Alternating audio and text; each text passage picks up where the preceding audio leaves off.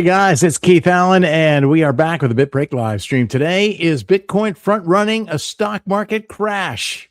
Today, we're talking what if Bitcoin is actually front running the stock market. It's certainly a tempting narrative, but crypto traders are notorious for creating stories right after price moves to justify their bias. And that to me is like, well, it's just a little too easy and convenient. It's really easy to connect the dots. In hindsight, doesn't mean that that's a real correlation between what Bitcoin is doing and what's happening in equities right now. So instead of chasing narratives, let's focus on the charts. So in today's analysis, I'm going to compare Bitcoin's current market structure to the S&P 500, NASDAQ, and the Dow Composite, and see whether crypto is leading a broader breakdown or if the divergence between crypto and traditional markets is about to get even wider. If you want to understand what the data is actually telling us, you ignore the narratives and you focus on the chart. So let's go ahead and get into this. Let me tell you how this started. I posted a chart the other day, but last night at dinner, I was having a conversation about whether Bitcoin might actually be front running what's happening in the stock market. And then, I got into the whole discussion about, how quick and frequently people in the crypto community tend to just scribe a narrative that suits their bias. And I don't think that is helpful in any way. And I really don't think that's legitimate analysis. So, if you make a prediction and formulate an idea or narrative that then later develops as forecasted, that's one thing. But if you do it right after price action kind of does its thing, and then you kind of retrofit the narrative into your bias, that's not really helpful, in my opinion. So here's what I'm looking at here. I'm going to share some charts with you, and you may have seen this on X or on CoinMarketCap, where I shared it earlier. And again, I want to remind you, live chat is open, so by all means, feel free to chime in. Let's get the right chart up for starters, and let's share this guy right here. This is a chart I put together that has a Bitcoin chart on top, the S&P 500, Dow Jones Industrial Average Index, and the NASDAQ Composite Index down here at the bottom.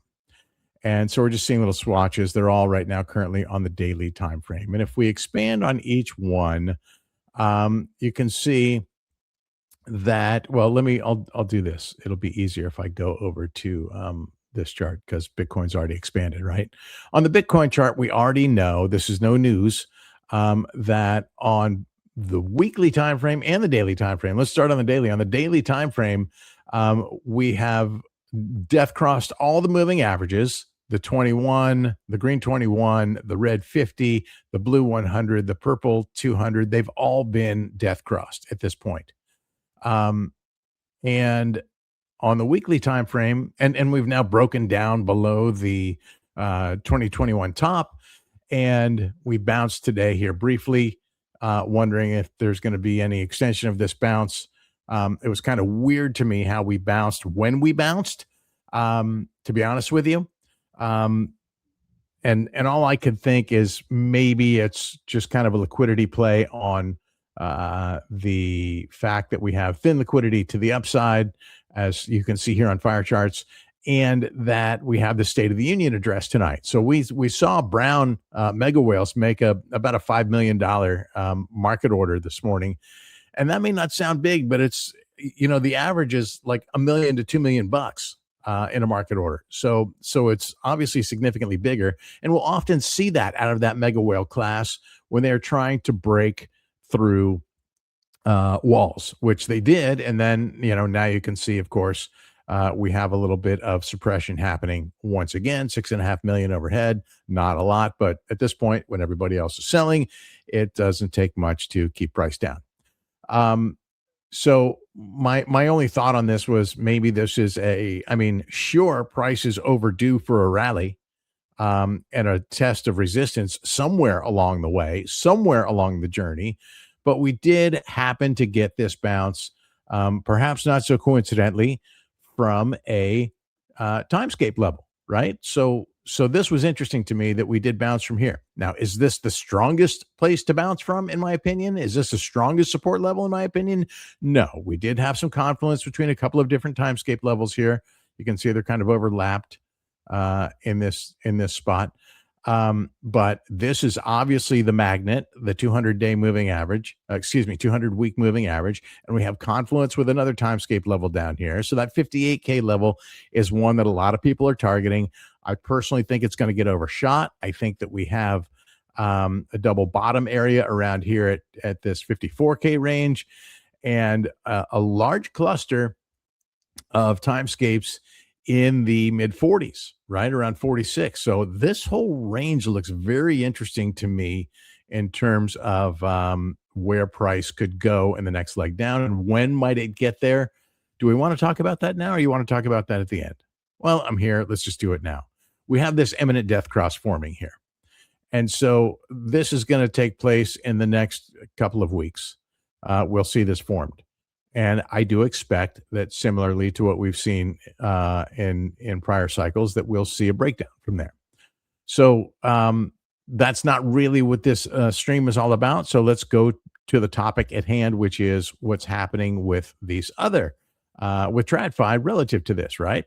So let's go ahead and expand on the S&P, which of course is most correlated, I guess, most frequently more correlated with crypto than the other indexes, right? So as you can see, we have a situation here where we've got price breaking down on the daily time frame. Price has now broken down below we go to 20-week moving average here on stocks. The 20-week and the 20-day and the 50-day, and has found support for the moment at the 100-day. But look at this: wick below, wick below, wick below, wick below. There's some weakness here, which makes me think that this could break down further. Now, how often do we see that happen? Not very often. However, that 100-day moving average has served as a bottom a lot of times. But there's also a lot of time, enough times that it's broken through, and we've death crossed similarly to how we have in the crypto market here, right? Look back to 2022 when everything wound up just as crypto did. So we can see this kind of breakdown, and the question is what we're seeing now a precursor to that? So on the dailies, we haven't seen. We've seen the breakdown from the top, from the 20 and the 50, but we have not yet seen things break through on that 100. And it happened a lot faster in the 2022 bear market. So I'll say that. But this is something we have to watch here. So what you're watching for at this point to determine if this is going to break down further is if support can hold here at the 100-day moving average, and if it can reclaim the 50 and the 20. Now, these are almost running parallel right now. So this could go either way. There's not, I mean, it looks like we're gradually on a glide to a potential death cross, but this is something that could be recovered either way, depending on whether price breaks out or breaks down from here. So be watching for that. On the weekly time frame, it's just a matter of whether we hold the 20-week moving average. And you can see wick below, wick below, wick below, wick below, weakness, weakness, weakness, weakness on 4 support tests so far. How often do we lose the 20-week? Not very often, but when we do, it can get pretty ugly pretty fast. And here's a situation where it broke down. This is, again, back to 2022. It happened a lot faster than it's happening right now, and went back and retested. This is what you would expect to see, and then a further breakdown.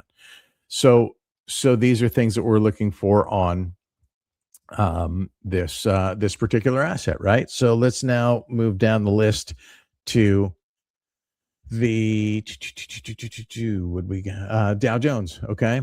So let's look at the Dow and see if we have anything similar. And here you can see on the daily time frame, you've lost the 20, you've lost the 50 temporarily and reclaimed it. So yesterday was the first candle below it. Today, moving back above, and we can speculate on what's causing this. Um, the price action at this point a little bit suspicious to me. Um, there's no clarity in the market, and that's why we have this skepticism. That's why we have this hesitation. That's why we saw this dip yesterday. I think a lot of that has much to do with a couple of things. Obviously, we have geopolitical tension all over the world, and the hot spot right now seems to be Iran, and we know what's happening over there with Trump threatening to, use force there, and forces are in the region. Um, in addition to that, we have Supreme Court slapped down Trump's tariffs. I think that was on Friday, and of course, he immediately retaliated, saying, "Oh, well, I have another mechanism to do more tariffs." And the market is getting numb. So I think the market's initial reaction to that was not good. And then after cooling off a little bit over the weekend, I think there's a realization that it's another taco trade. The mechanism that's there, as I understand it, for tariffs now, yes, he can go as high as 15%. But number one, why punish? Why punish uh, our trade partners for a poor, misguided, illegal decision that you made? Right? That's just spite and him trying to spin out and whatever. Either way, as I understand it, that mechanism to go up to 15% is only valid for like 150 days. So it wouldn't be a full on thing. It wouldn't be a forever thing. It would be a temporary thing. And I think it's going to get walked back in the manner that a lot of other things have been walked back. Whether it does or not, the market seems to be numb to it. And, they're desensitized to his hot air at this point. Took a while, but, it's finally happening. And then there is tonight's State of the Union. I imagine that's probably going to be not a clarifying moment for anybody. I think it's going to be more crazy chaos and him pointing blame and shouting at the Supreme Court and calling people stupid who don't agree with him and saying that his poll numbers are different than they are. I mean, it's just ridiculous. So I think there was something else I had in there. We had Iran geopolitical. We had the tariff debacle. We have State of the Union, and whatever else is in there. It doesn't really freaking matter. What matters is the real story is in the charts, right? Whatever's causing it is going to be right, and it will eventually, the market's going to do what the market does. Okay. And so in terms of where we sit with these particular um, assets or indexes, I should say, the Dow looks much stronger than the S&P did, right? In terms of the weekly, it's completely, still on its trajectory above the 20-week moving average. However, those dailies showing the first signs of a breakdown. Recovery today. Oh, that was the other thing. The recovery, I think the recovery came from the fact that people are realizing that one, Trump's tariff deal is probably not as bad as it sounds. And number two, and this was the other thing I wanted to talk about in terms of what's influencing the indecisiveness in the market is concern about the AI trade, right? And how that's going to develop relative to software companies, et cetera, et cetera. That's all over the news. Again, these are narratives. We can track them, we can follow them, and maybe that gives us some insight down the road. However, in terms of what the immediate trade is, all you need to do is look at the charts.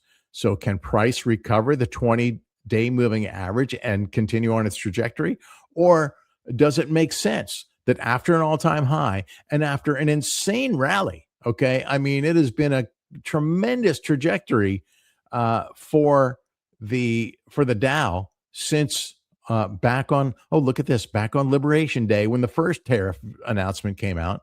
It's been an incredible rally.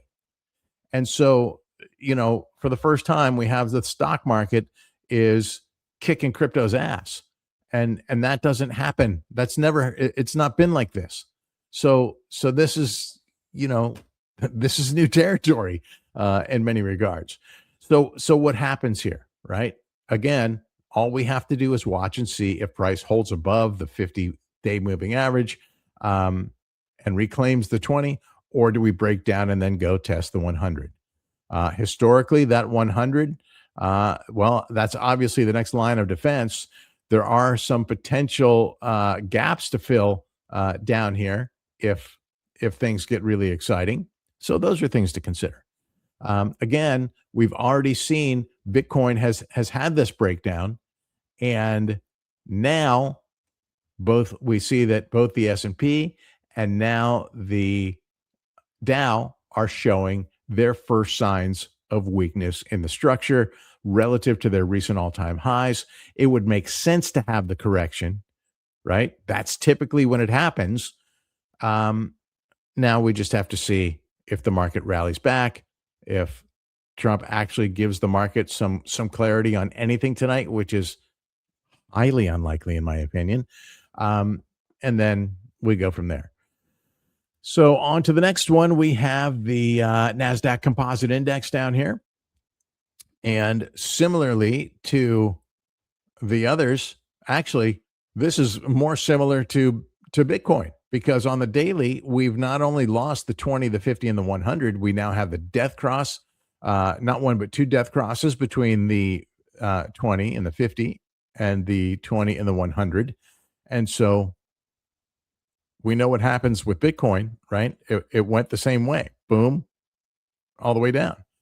And on the weekly time frame, we're now in our we lost it 4 weeks ago, nearly 4 weeks ago at the beginning of the month, and now we're in our fourth candle below the 20-week moving average. And this is, again, this may just be the beginning. Sure, it could be a recovery. We could certainly see a recovery here by the end of the week, but that's what we have to watch for. Will price go up? It already tested resistance here once and failed. So now, can it get a second resistance test, or are we going to see a bigger breakdown down towards the 50-week moving average and potentially lower to fill some of these gaps? I mean, this would be a massive correction. We don't typically see corrections to the same magnitude as crypto in traditional markets. So if we got 20%, 25% would take you to a gap fill, and 18% would get you to the 100-week moving average. 30% would get you to the 200-week moving average. That's pretty extreme for TradFi. Let's look at it on the daily time frame and see what this would get us if we were to go down to the 200-day moving average. That's only 10% off the all-time high. That's not a big deal. So there you have it. Early signs here of the NASDAQ going bearish. And so, again, it makes sense to happen off of an all-time high.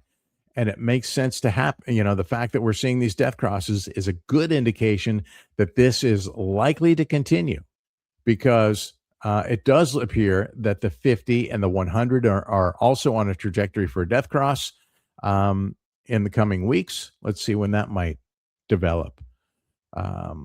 Let's just go like so. This is down and dirty, guys, but you get the point, I hope. I'll even make it red, and I'll make it can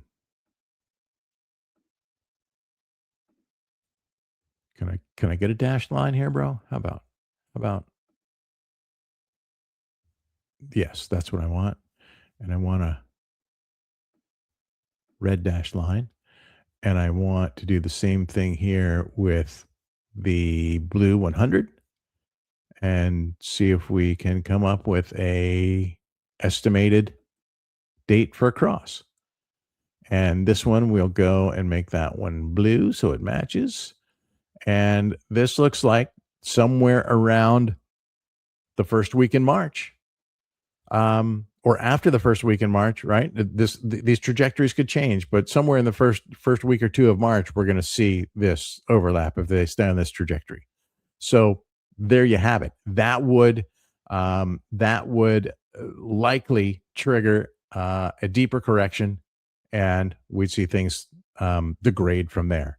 So it looks like um, all of the indexes are in the early stages of a potential breakdown, and certainly not early enough to say, "Hey, it's a done deal or we're locked in," and TradFi is going bear market as well, but you cannot deny the similarities. These are structural things. So it's not a matter of, hey, Bitcoin, look at the correlation between Bitcoin that's front running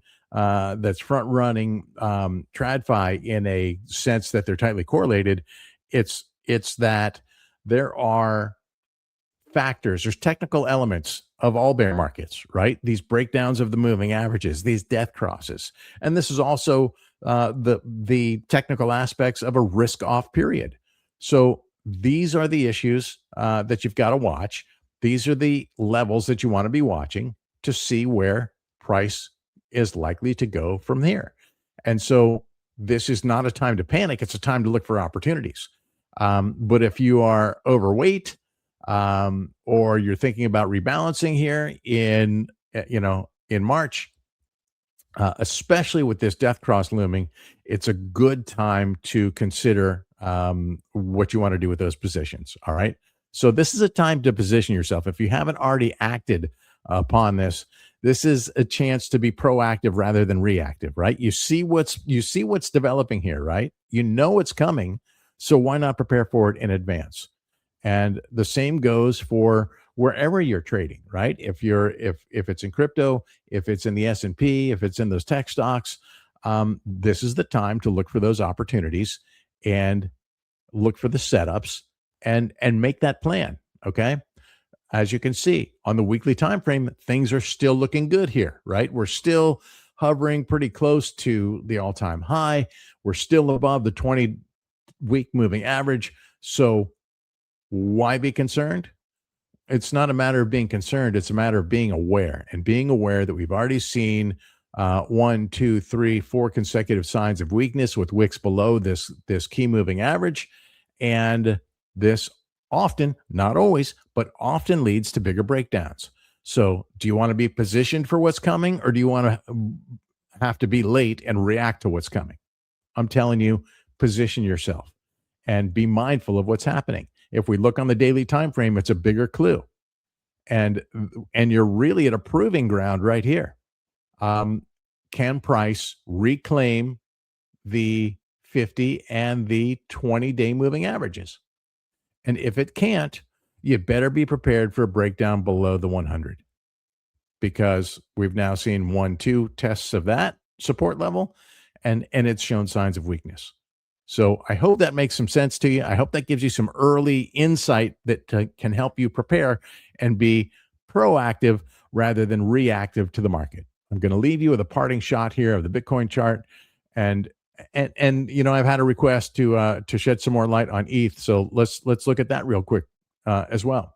ETH obviously on a similar trajectory to Bitcoin in terms of the breakdown. We had some nice consolidation up here around this cluster of timescapes, and now that's broken down.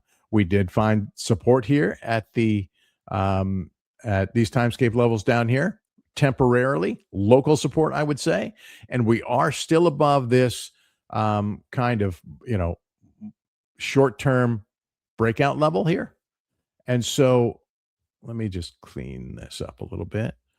So, we're still in a decent spot for the moment, but you just, I don't have a lot of faith in it unless we see price recover this 21 day moving average and then rally above. But at this point, I'm still looking at a target down here. Let me turn trend precognition off, and you have a clear view of why I have my eyes on this target down here at the 1600 level. Think that's an interesting spot. And even if price does break down, I still think that's a good DCA spot for anybody who is dollar cost averaging a longer term position trade. So at least that's how I'm handling it.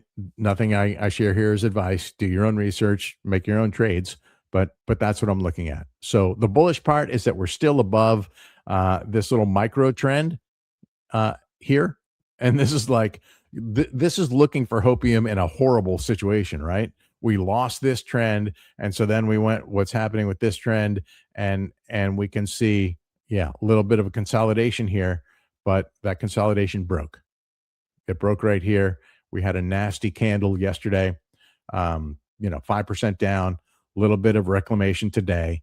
But I think, we'll see what happens with tonight's State of the Union and this week if we get any good economic news that drives prices back up. But it's just not looking pretty for crypto right now. And I would say this isn't just necessarily indicative of the environment with all of the things I mentioned about, the geopolitical tension, the tariff confusion and chaos, the just general Trump chaos, the AI concerns and uncertainty, the quantum computing, quantum threat concerns and uncertainty, all of that, right?